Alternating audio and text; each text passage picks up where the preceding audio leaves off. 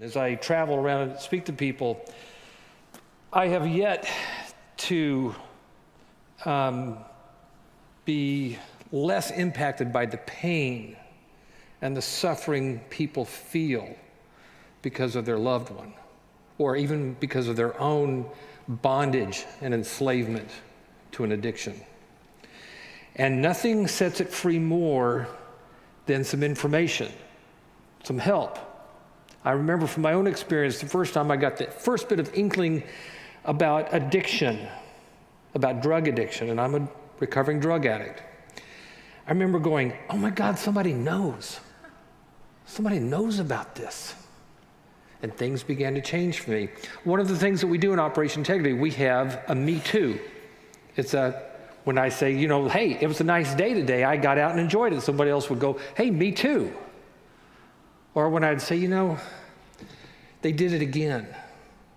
They hurt me once again, somebody will go, me too.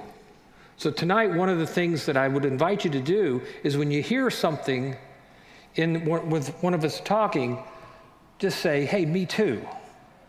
Because it might just not be for yourself, but it might be for the guy sitting behind you, the lady sitting next to you, somebody around you. It helps them know that they're not alone. I'm going to give you a brief definition of addiction. Addiction, in a layman's terms, is a destructive relationship with a mood or mind-altering substance or experience, something that robs us of our freedom, something that enslaves us. We tend to think about it in terms of substances, but it could be experiences: shopping, gambling, church, relationships, sex. All of these things, anything that has the potential to intoxicate has the potential to enslave us. It happens at the psychological level. Psychology of it is you're going to see the distorted beliefs. People begin to think that they need these things. That belief is usually at the subconscious level. Someone would say, gosh, I need a cigarette. Don't talk to me till I've had my cup of coffee in the morning because I just can't function. And I'm with you on that one.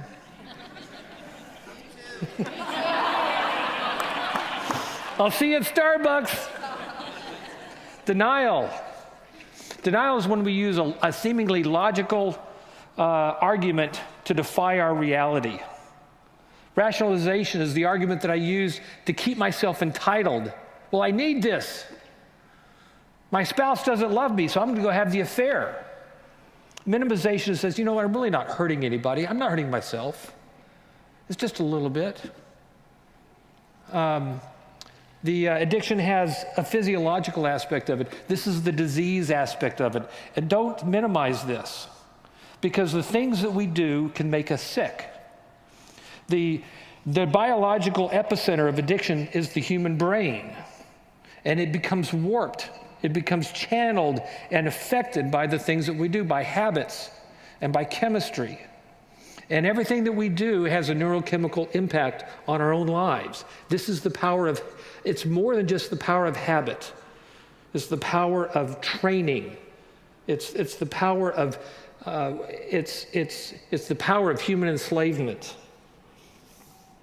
When the sociology of addiction, I've never met an addict who did not come from an addicted family. Now, I do a lot of work with families. I have a great passion for working with families, because families usually have identified one addict.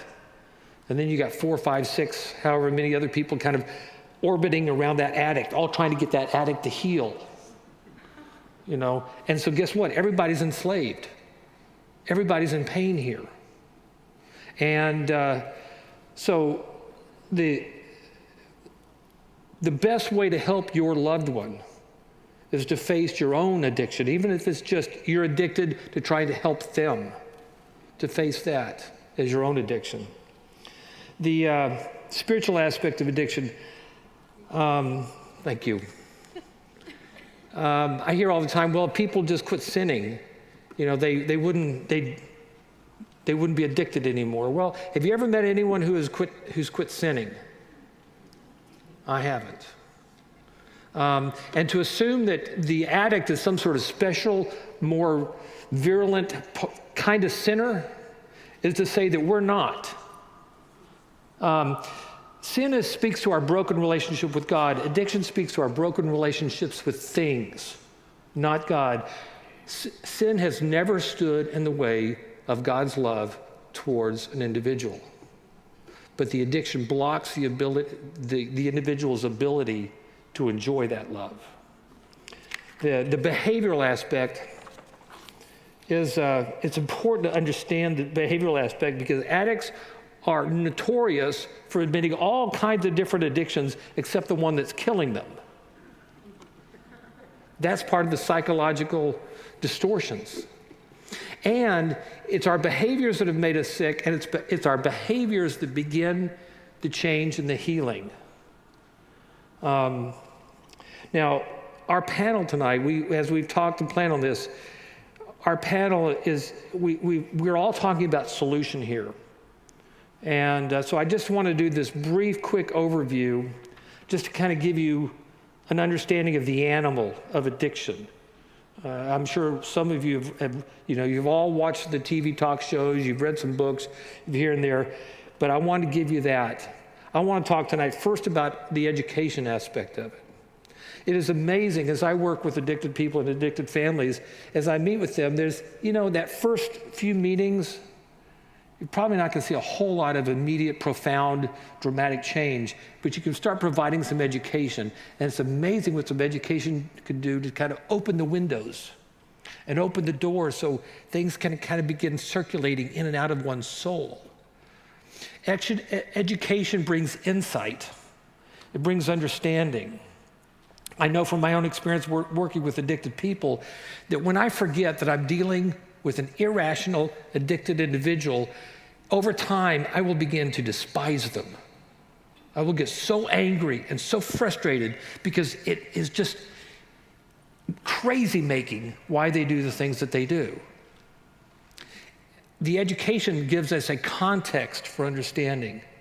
It gives us some relevant information that gives us some understanding that first and foremost helps you and me so that we don't get sucked into that crazy making kind of thing. The education also helps us to prioritize what needs to happen. I get this call, what we do at Operation Integrity, we're best known for our work in the pornography and sex addiction area. That's also part of my own journey. I get calls all the time from a spouse. Says, I want to get my husband or my wife, they've got this problem with pornography. Okay. Sit down and talk with the individual, and okay, they have a problem with pornography, but they have a huge problem with their medications. By the way, prescription medications are the most profound addictions in the United States. And we're seeing more and more and more of that. In Christian culture, we tend to kind of moralize and make choices about our addictions. We want to get those things that are kind of morally most repugnant to us, which gives us tremendous opportunity to rationalize and many missed opportunities to deal with the most important priority issue. With addiction, addiction will manifest itself in a variety of ways, and it's important to understand the thing that is most deadly, is most destructive. That's the starting point. It doesn't do a whole lot of good to try to help a guy quit looking at pornography who might be dead in the next 2 or 3 weeks because of his pills. So, the community aspect. Here's some bad news for you, or for many of you. If you are struggling with an addiction yourself or a family's addiction, and you are seeking solutions that you have yet to find, what you're doing now, especially on the religious front, probably is not going to work for you going forward. You're going to have to make some changes. The same Bible study you've been going to, the same church activities, religious activities you've been doing for the last 5, 10, 15 years, while the addiction has stayed consistent or grown or developed, by the way, addictions rarely stay the same. They usually increase over time. But you're probably going to have to make some changes and make some priorities. The addiction recovery communities like Alcoholics Anonymous, Al-Anon, all of the 12-step programs, they are by far statistically the most successful and effective way to help people affected by addiction. Beyond a doubt. The most effective ways. More and more we're finding churches that are partnering with these efforts. That's where Operation Integrity comes in. You have your life recovery support groups. You have Celebrate Recovery. Churches across the country are beginning to partner, and they're because they're seeing the effectiveness here. So be open to change. Get into counseling. If the loved one the one you love so much with the addiction, if they won't get into counseling, you get into counseling. The greatest way to help someone see the light is by addressing your own darkness. I see this all the time where people are struggling with their loved one, and they become obsessed with trying to get that loved one to control the behavior of the loved one, control the addiction of the loved one.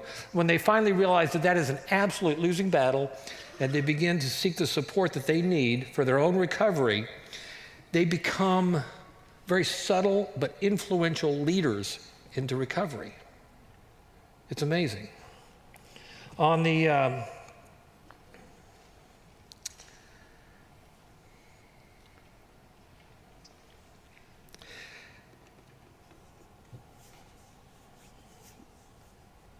I would like to encourage you to think about your recovery term, if you will, in years, not weeks, not months, not in seminars, not in classes.